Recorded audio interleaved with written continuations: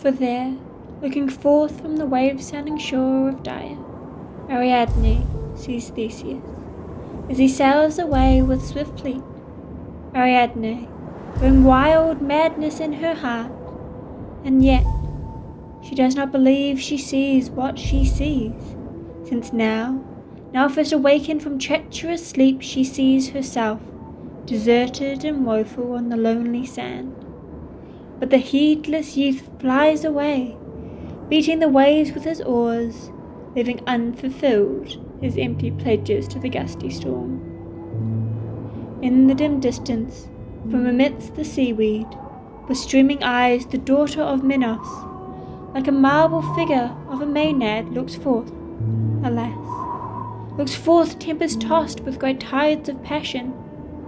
No more does the fragile headdress bind her yellow locks. No more with light veil is her hidden bosom covered. No more her milk-white bosom bound with the smooth girdle. Falling down from her body, everything is scattered here and there. The salt water toys with them in front of her feet, but neither on headdress nor floating veil she cared not but on thee, Theseus.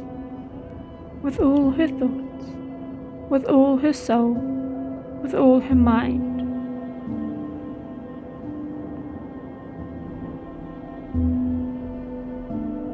Is it thus, when dragged from my motherland's shores? Is it thus, O faithless, faithless Theseus, that you leave me on this desolate strand? Thus do you depart, unmindful of slighted godheads, bearing home your false vows? Was no thought able to bend the intent of your ruthless mind? Was no mercy present in thy soul, that your pitiless bowels might show me compassion?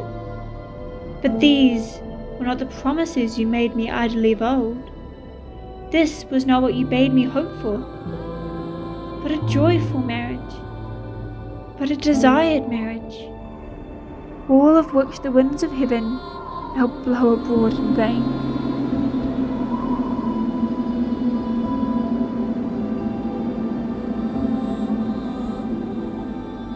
Now let no woman give credence to man's oaths, let none hope for faithful vows from man, for while their eager desire strives for its end, nothing fair to swear, nothing spare to promise. But as soon as the lust of their greedy mind is satisfied, nothing of speech they remember, nothing of false oaths care.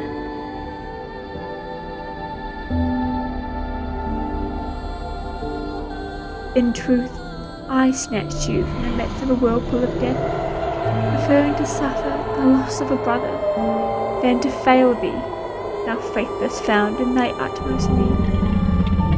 For this I should be given to beasts and birds to tear apart as prey?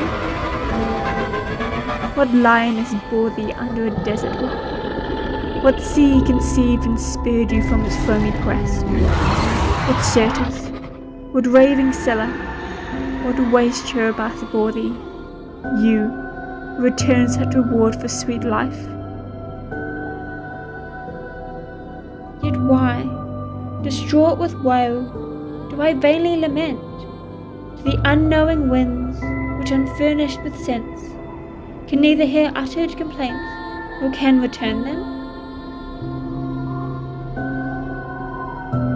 Almighty Jupiter, I would the Attic ships had never touched thick an ocean shores, nor ever the faithless voyager, bearing the dreadful tribute to the uncrowned bull, had bound his robes to Crete.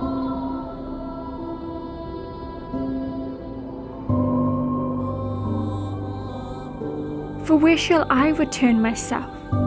Destroyed, what hope do I lean on? Shall I seek the Ida mountains? How broad the flood, how savage the sea which divides them from me? Dare I hope for help from my father, whom I deserted to follow a lover covered in my brother's blood? Can I crave comfort from the care of a faithful husband who is fleeing with yielding oars, bending amidst the whirling waves? and here too is naught but the shore, with never a roof, a tenantless island, no escape. Circled by waves of the sea, no means of flight, no hope. All are silent, desolate, and dead.